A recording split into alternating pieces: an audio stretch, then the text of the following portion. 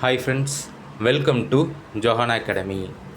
இந்த வீடியோவில் பார்த்தீங்கன்னா பிசி எக்ஸாமுக்கு ப்ரிப்பேர் பண்ணுறவங்க எப்படி ஸ்மார்ட் ஒர்க் பண்ணி படிக்கணும், அதாவது இதுக்கு முன்னாடி நடந்த பிசி எக்ஸாம் கொஸ்டின் பேப்பரை எப்படி அனாலிசிஸ் பண்ணி படிக்கணும் அப்படிங்கிறது தான் இந்த வீடியோவில் தெளிவாக பார்க்க போகிறோம். ஸோ பிசி எக்ஸாமுக்கு ப்ரிப்பேர் பண்ணுறவங்க இந்த வீடியோ ஸ்கிப் பண்ணாமல் கடைசி வரைக்கும் நீங்கள் பாருங்கள்.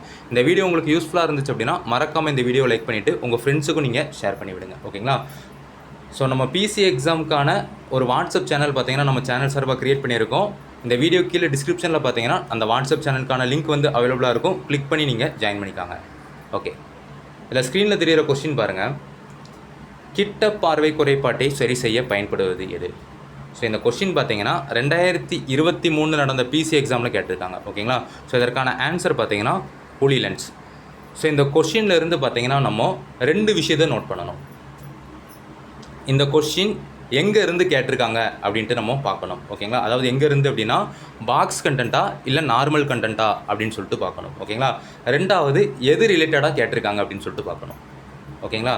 ஸோ இந்த கொஸ்டினை பொறுத்தவரை பார்த்தீங்கன்னா இது ஒரு பாக்ஸ் கண்டென்ட்லேருந்து கேட்டிருக்காங்க.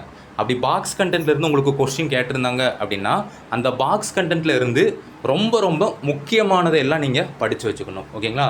ஸோ இது எந்த பாக்ஸ் கண்டென்ட்லேருந்து கேட்டிருக்காங்க அப்படின்னு பார்த்தீங்கன்னா 10th சயின்ஸ் புக்கில் உள்ள பாக்ஸ் கண்டென்ட். ஓகேங்களா? ஸோ இதுதான் அந்த பாக்ஸ் கண்டென்ட் உங்களுக்கு ட்ரா பண்ணி கொடுத்துருக்கேன்.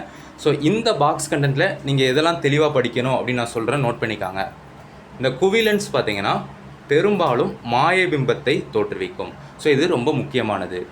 ரெண்டாவதாக பார்த்தீங்க அப்படின்னா குவிலன்ஸ் மாயபிம்பங்களை தான் தோற்றுவிக்கும். ஓகேங்களா? இது ரெண்டாவது முக்கிய பாயிண்ட். மூணாவது முக்கிய பாயிண்ட் என்ன அப்படின்னு பார்த்தீங்கன்னா குவிலன்ஸ் தூர பார்வை குறைபாட்டை சரி செய்ய பயன்படுது. ஓகேங்களா?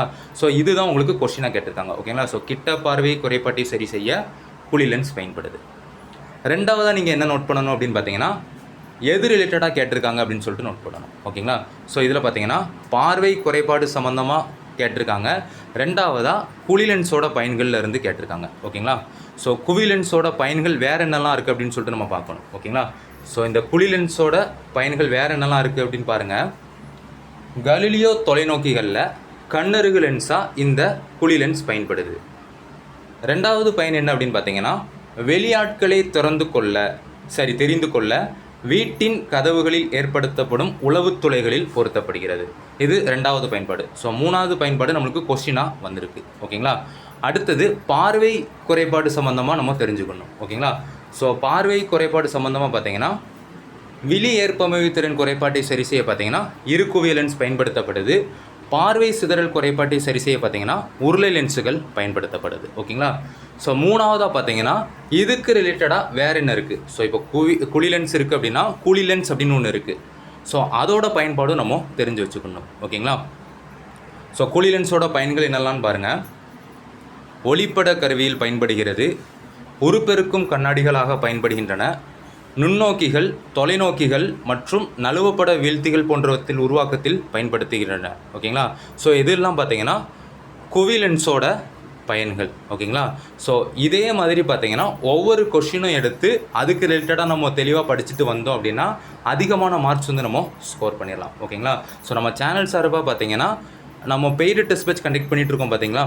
அந்த பெய்டு டெஸ்ட் பேட்சில் இதே மாதிரி பார்த்தீங்கன்னா உங்களுக்கு கிட்டத்தட்ட ஒரு 30 ஸ்மார்ட் ஒர்க் ஷீட் கொடுப்போம். ஓகேங்களா? ஸோ டோட்டலாக ஒவ்வொரு ஸ்மார்ட் ஒர்க் ஷீட்லையும் பார்த்தீங்கன்னா 5லேருந்து 6 கொஸ்டினுக்கு இதே மாதிரி அது ரிலேட்டடான கண்டென்ட் எடுத்து படிக்க கொடுப்போம். ஸோ இதை நீங்கள் படிக்கிறது மூலிமா அதிகமான மார்க் ஸ்கோர் பண்ணலாம். ஓகேங்களா? ஸோ நம்ம ஆல்ரெடி சொன்ன மாதிரி தான் ஹார்ட் ஒர்க் பண்ண வேண்டிய இடத்துல ஹார்ட் ஒர்க் பண்ணணும், ஸ்மார்ட் ஒர்க் பண்ண வேண்டிய இடத்துல ஸ்மார்ட் ஒர்க் பண்ணணும். ஓகேங்களா? So hard work plus smart work இது ரெண்டும் தான் உங்களோட கனவான அந்த காக்கியை வந்து அடைய வைக்கும். ஓகேங்களா? ஸோ யாரெல்லாம் வரக்கூடிய பிசி எக்ஸாமில் கட்டாயம் பாஸ் பண்ணியே ஆகணும் அப்படின்னு சொல்லிட்டு படிச்சுட்டு இருக்கீங்களோ அவங்க எல்லோரும் பார்த்தீங்கன்னா நம்ம பிசி எக்ஸாமுக்காக நம்ம கண்டக்ட் பண்ணுற பெய்டு டெஸ்ட் பேட்சில் நீங்கள் 1000 ரூபா பே பண்ணி ஜாயின் பண்ணிக்காங்க. ஓகேங்களா?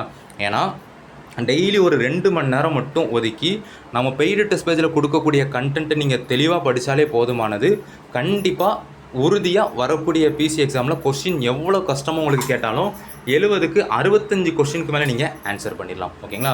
ஸோ இந்த பெய்டு டெஸ்ட் பேட்சில் ஜாயின் பண்ண விருப்பம் உள்ளவங்க பார்த்தீங்கன்னா I want PC test batch அப்படின்னு டைப் பண்ணி 9385950322 இந்த வாட்ஸ்அப் நம்பருக்கு சென்ட் பண்ணிங்க அப்படின்னா உங்களுக்கான ஜாயினிங் ப்ரொசீஜர் நான் அப்டேட் பண்ணுவேன். ஸோ விருப்பம் உள்ளவங்க நீங்கள் ஜாயின் பண்ணிக்காங்க. தேங்க்யூ.